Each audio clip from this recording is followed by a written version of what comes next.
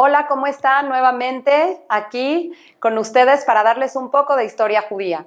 Nuevamente seguimos con el tema central de las mujeres dentro de la Torá. Sin embargo, para entender la vida de nuestras mujeres, tenemos que comprender todo el entorno histórico que lo engloba.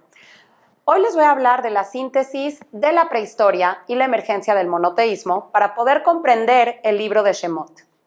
Se puede decir que 32 siglos atrás, los judíos se adentraron en un principio elemental: creer en un Dios singular, sin imágenes, invisible, omnipresente, rey del mundo, creador del universo, basándose en la Torá conocida como el Tanaj, acróstico de Humash, Nevi'im y Ketuvim por su significado en hebreo. En la región de la frontera desértica de la media luna fértil o el cercano oriente, hacia la zona urbana de Canaán, pasando por Mesopotamia y Egipto, conectados hacia Harán, la familia de Abraham, de Isaac y de Jacob pasó de ser una familia con tradiciones y costumbres transmitidas de padres a hijos hasta convertirse en una gran nación, compartiendo un elemento único en común: la creencia en Akadosh Baruj Hu, como la principal guía en todos los sentidos, tanto en sentido político, familiar, económico, militar o legal, por solo mencionar algunos. Al morir Jacob, Israel, y nombrar a las 12 tribus, aludiendo a cada uno de sus hijos, así como el reparto geográfico territorial de la zona de Canaán que exigía la lealtad y la transmisión de las leyes que Hashem nos había otorgado. Pasando por toda la simbología bíblica hasta la historia como ciencia social, se observa que todos los aportes de esta gran familia transformaron al mundo. ¿Debido a qué? Debido a su gran relación y su gran apego con Boriolam. Se van moviendo de Canaán hacia Goshen. Aquí vemos que son nómadas.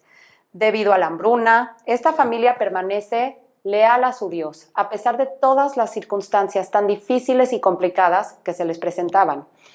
Pasaron pruebas que los hicieron sobrepasar su naturaleza humana. Y a pesar de que esa época estaba plagada de ritos paganos, las otras culturas mencionadas, tales como acadios, sumerios, egipcios, pilishtim, por solo mencionar alguno, estaban ligados a diversos cultos, así como a rivalidades militares. No obstante, esta familia se mantiene fiel a su único Dios. El monoteísmo prevaleció durante la esclavitud en Egipto también, la cual duró más de 420 años. Sin embargo, no se puede entender hasta la época posterior al éxodo egipcio y la estadía en el desierto, en donde se suscitó un elemento fundamental para comprender el judaísmo: la entrega de la Torá, la revelación de Dios a su pueblo en el Har Sinai, a 600,000 familias. Aquí es cuando nosotros podemos ver que se reafirma la existencia de un solo Dios, una sola ley, una sola instrucción para el resto de las generaciones hebreas, sobrepasando las amenazas idólatras de otras civilizaciones. Y aún así, me encantaría mencionar que esto se debe a nuestras mujeres. Hashem le preguntó primero a las mujeres si deseaban continuar con esta Torá, con este contrato de vida que iba a ser el motivo de supervivencia a lo largo de las generaciones. Aún sin territorio, a lo largo de los 4 exilios, sobrevivimos hasta este tiempo gracias a nuestra patria portátil, gracias a las instrucciones que Hashem nos da directamente a través de la Torá. Podemos entender una transición que va de la prehistoria hacia esta edad antigua. Vean nada más qué interesante. Yo les había comentado ya en varias ocasiones que la prehistoria tiene los elementos fundamentales en que el hombre es nómada. Podemos nosotros ligar directamente cómo la familia de Abraham, de Isaac y de Jacob cumplen con estas características. Se da la invención de la escritura, ya usan el metal, son nómadas, van de Harán hacia Goshen, hacia Egipto. Y aquí podemos ver una transición que cuando la familia de Jacob baja a Egipto y se establece en ella, la gran familia que va a venir a formar el pueblo judío se hace sedentario. Al momento en que se hacen sedentarios, coincide con la historia universal en que el mundo empieza a tener imperios. Y aquí ya tenemos un imperio organizado con una organización social, con un Estado-nación fuerte, que es el imperio egipcio. Tiene un gran ejército, tiene una gran cultura, y este imperio va a dar, en un principio, gracias a los méritos de Yosef Atzadik, una casa para que nuestros judíos puedan tener alimento, puedan plantar, puedan tener agricultura y vivir cerca de zonas como el río Nilo en donde tengan acceso a las aguas. Y aquí es cuando empieza un libro que se dice que es uno de los más importantes de la Torá, debido a que en este libro se nos entrega la Torá. Se da la revelación, que es el libro de Shemot. Ahora, Shemot es el libro que se le da por su significado en hebreo. Es el segundo libro de la Torá y aquí se nos presenta al Dios de la historia. Un Dios de la historia presente en la vida del pueblo judío, presente en la vida de Am Israel, y cómo este Dios, bondadoso, misericordioso y bueno, va a tener una supervisión particular. Esta es la participación determinante para el pueblo de Israel, que se habla alrededor de 120 alusiones al libro de Éxodo dentro de todos los libros del Tanaj. Ahora vean qué bonito esta parte. En español este libro se llama Éxodo, aludiendo a la salida de Egipto. Sin embargo, en hebreo se llama Shemot, nombres, ya que por el sehut de que los hebreos mantuvieron sus nombres, tuvieron el mérito de salir de Egipto. Es impresionante observar cómo la primera parte del libro de Shemot es narrativa, una narrativa que ni siquiera hoy los principales literatos o filósofos en la historia de la humanidad puedan haber copiado ese estilo narrativo. El texto se puede leer como una obra literaria y la palabra de Dios se presenta a nosotros en forma de literatura y se pide que así lo leamos. Cabe destacar que existen profundas conexiones entre el texto y la historia que se nos va narrando. Ahora, aquí no solamente se nos narra una historia común y corriente, se nos va narrando una historia detallada, con escenarios geográfico-territoriales extremadamente bien explicados. Se nos narra la vida de los judíos en este lugar, sus vestimentas, las familias, la organización, cómo eran sus casas, y también se nos da la vida de dos mujeres grandiosas, Shifra y Púa, de las cuales voy a hablar más adelante. La segunda parte de este libro lo podemos entender como la alianza, el pacto, la boda. Y el capítulo 15 podemos observar que es un gran poema épico. Aquí en este poema épico se nos va a relatar el cruce del mar. Y aquí Hashem es presentado como un militar, representando a su pueblo al principio de toda esta batalla. También este libro nos habla de leyes, de legislaciones impresionantes. Lo más trascendental es que nos da los 10 mandamientos, nos viene a dar como columna vertebral del pueblo judío el Shabbat y toda la idea monoteísta creada por Dios hacia Am Israel. Por lo tanto, y para poder comprender y para poder estudiar mejor también este libro, hay que entender que se va a dividir en 3 partes. 1, Israel en Egipto. ¿Cómo vivía el pueblo de Israel en Egipto? 2, de Egipto hacia el Sinaí. Y 3, esta maravillosa alianza en el Sinaí. A lo largo de todo el escrito se va desarrollando un argumento, se lleva a cabo con coherencia. Lo que se inicia con una introducción termina con una conclusión. Es impresionante ver la escritura de este libro.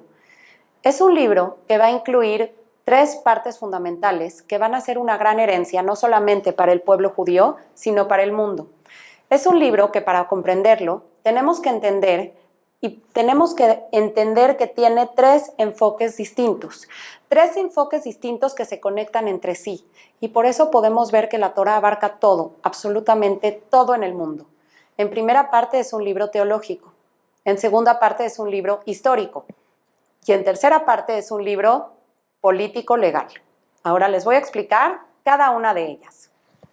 Es un libro teológico, ya que se dice que entre sus principales objetivos es que sea descifrado, que se necesita de nuestra participación para poder ser entendido. Sin embargo, es un escrito que impacta en la historia de una manera trascendental, ya que esta magna obra es mucho más que ser historia. hace crecer la historia de la humanidad al narrar el encuentro de Hashem con su pueblo, con su querido pueblo de Israel, y da un significado que va entremezclando conceptos de varias disciplinas, tales como la teología, la historia y la política. En cuanto a la teología, ¿su objetivo cuál es? ¿Cuál creen que sea la parte fundamental teológica que Hashem quiere que nosotros encontremos a través del estudio de este maravilloso libro? Ok, promover la fe, la emuná, el bitajón, el acercamiento a nuestro Padre, a nuestro Dios. Según lo escrito en el Humash, este es el libro más importante, ya que aquí Hashem se revela y se nos narra el hecho de la entrega de la Torá ante la presencia de 600,000 familias, en el cual el pueblo de Israel se consagra como el elegido y se hace un pacto en donde se hace una alianza eterna entre el Creador del mundo y sus hijos, Am Israel. Universalmente, como ya les dije, este libro es conocido como Éxodo.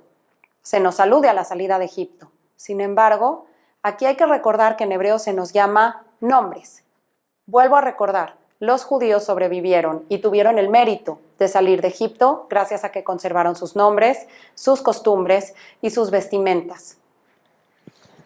Gracias a eso merecieron la redención. Este libro contiene 11 perashiot que se leen semana tras semana. Y bueno, en el aspecto teológico podemos observar que es una continuación del libro de Bereshit. Y en esta porción también se continúan varios aspectos que quedan abiertos en el libro de Bereshit, sobre todo cuando se trata de la herencia que deja la familia de Jacob y de todos sus descendientes, en donde se cuenta que eran 70 de sus 4 esposas, Lea, Rachel, Bilha y Tzilpal. Cabe destacar también que a Yosef se le nombra por aparte, ya que al final del libro de Bereshit, él fue vendido por sus hermanos y desciende a Egipto. Por lo tanto, toda la narración entre el libro de Bereshit y el libro de Shemot se va a manifestar de distintas formas. Como ya les dije, en todo el aspecto teológico se nos va a hablar de un Israel sometido a una esclavitud terrible, tenebrosa, así como a la construcción de 2 ciudades, Pitom y Ramsés. Esta última tenía el nombre de Paró. Otra de las partes más relevantes de este libro va a ser la parte central de esta clase, es la vida de 2 mujeres muy importantes dentro de la Torá, Yochebed y Miriam. Pero en la Torá nos aparecen también con su nombre de parteras. Yochebed se le conoce como Shifra y a Miriam se le conoce como Púa. Ellas eran parteras en Egipto. Con gran astucia y con mucha fe en Hashem, logran esquivar el terrible decreto del faraón, que era el hombre más poderoso de la tierra, para ellas continuar con la tradición y con el legado de Hashem. Ellas, en su temor a Dios, desobedecieron y ante esta situación Dios mismo reaccionó. Aquí se cuenta que cuando el faraón ordenó asesinar a todo hijo varón, la orden consistía en arrojar a todos los varones al Nilo. Ante el crecimiento inexplicable de los israelitas, se decía que cada mujer en un parto podía tener entre 6 y 12 hijos. En su temor a poder ser conquistado ante el exponencial crecimiento de los israelitas, y manda a llamar a sus brujos. Sus brujos le dicen que el que va a derrocar su imperio va a venir de una casa de hebreos, que va a ser hombre, por lo que manda a arrojar a todos los niños varones al río. El faraón manda a hacer un decreto terrible. Amram, descendiente de la tribu de Leví, jefe de todos los hebreos, jefe espiritual, va y se separa de su esposa, de Yochebed, y Miriam, tan solo una niña que dicen que era amarga. Miriam significa amargura, que era amarga, enfermiza, pálida, se enfrenta a su padre y le dice: papá, tú eres peor que el faraón. ¿Qué tal si nacen niñas? También estás haciendo que no nazcan niñas. Dios nos va a ayudar, nuestro Dios nos va a ayudar, pero tú no puedes hacerle caso al faraón. En ese instante, Amram se vuelve a unir con Yochebed y todo el pueblo de Israel copia a su líder uniéndose con sus esposas. De esta unión nace Moshe. Moshe, el que trae la luz, el sacado de las aguas, el que nos va a traer la Torá. La parte teológica central va a ir ligada a la fe, a cómo Miriam y Yochebed continúan con esta labor tan ardua de ser las parteras de todas las mujeres hebreas y de todo Egipto. Pese a esta situación, ellas deciden hacer una canastita, la llenan de chapopote y Miriam, esta niñita, ponen a su hijo sobre las aguas del río, lo arrojan en el Nilo. Ella se queda en las afueritas del río para observar que su hermano no se hunda. Y en ese instante se ve a otra mujer maravillosa, de nombre Bitiá. Bitiá era la princesa, la hija de Paró. Se dice que estaba en el río porque se había convertido al judaísmo, que estaba yendo a la Tevilá. En ese momento, Bitiá ve la canastita y ella no había sido bendecida con hijos. Estira su mano y dicen que milagrosamente esa mano se estira y logra traer a Moshe. Moshe es un nombre egipcio que significa el que salió de las aguas. Y tenemos a otra gran mujer que viene a permitir que su misma mamá Yochebed sea la nodriza de este bebé. Me voy a quedar hasta aquí. Más adelante, la clase que entra, vamos a profundizar y vamos a analizar críticamente las vidas de estas maravillosas mujeres.